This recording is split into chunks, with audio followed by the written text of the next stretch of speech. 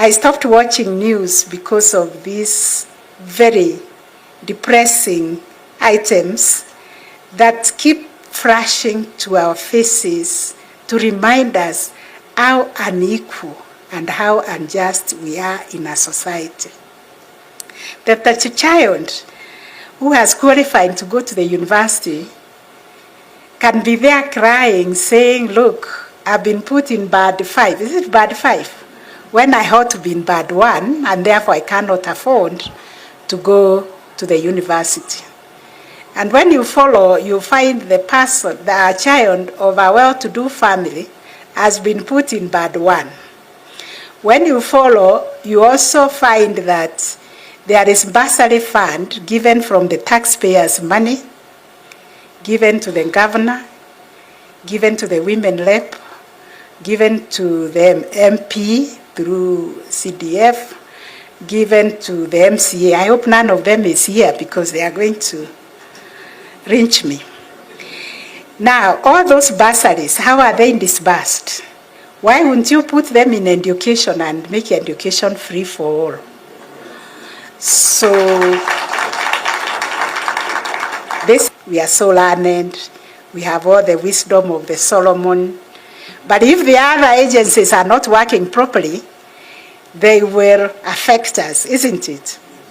So we must move together, we must empower each other, we must look at where the challenges are, and we must address those challenges and look for solutions. Replicate what happened in Nakuru. This was a church-run initiative to have peace in our communities. And they gave us many, many examples of the cases that have been settled in that dispute resolution center in Nakuru. And I'm working very hard to make sure that in every county we have court annex mediation. In every court station we have a court annex mediation. We have alternative justice ukumbi, that's what we call them. So that people can be able to sit on a round table by the fire the way we used to do before, and they find out the root cause of the problem and they try to address the problem. Because we want justice to be a lived experience, not an abstract one which you chase in the courts for years on end. It must be available when you need it and immediately. Wherever you are working, wherever your churches are, wherever your ministries are, if you can second pastors in our court stations so that they can give spiritual nourishment to the people who work in the judiciary and carry a lot of burdens, and also help with these mediations and AJS, we would. First of all, it's important when we look at the current political happenings in our country, is to praise the Gen Z, and of course, some of us that have been in this street for a long time. In fact, we are the happiest people at the moment, that at the very first time, the Kenyan people are taking their future in their own hands, and kudos to Gen Z. And then the second thing I wanted to say is that people look at how President William Samoei Ruto, and now joined by Raila, has reacted to this national crisis. But I think these are very cunning politicians. They are very deceptive, and they disrespect Kenyan people. In fact, Raila is like a scavenger, a vulture, eating on top of the poor, dead bodies of the Kenyan people. And he's very shameless about it, because he has done it so many times that now he's soulless. So the old man is walking around stepping on dead people. And he sees it as, his only card to make it to the AU. After all, African Union is a captured institution by the imperialist interest. In fact, the United States, Japan, and other imperialist countries push more funding to the African Union, which is basically a club to defend corrupt presidents in Africa. This is what Raila Odinga is going to defend. A bigger corruption at continental level, while he has made sure that he sealed the coffins of dead, poor, children of the working class and the poor people in this country. So he's a man that we should really be humiliated about, ashamed to the core. In fact, Raila Odinga continues to step on Jaramogi Oginga Odinga's legacy. While his father built a credible, slate, Raila has continued to cut deals by criminals in this country. 2007, what happened with Raila Odinga? The Sirikali ya nusu mkate. He has been the beneficiary of the blood that has been shed in the streets of Nairobi.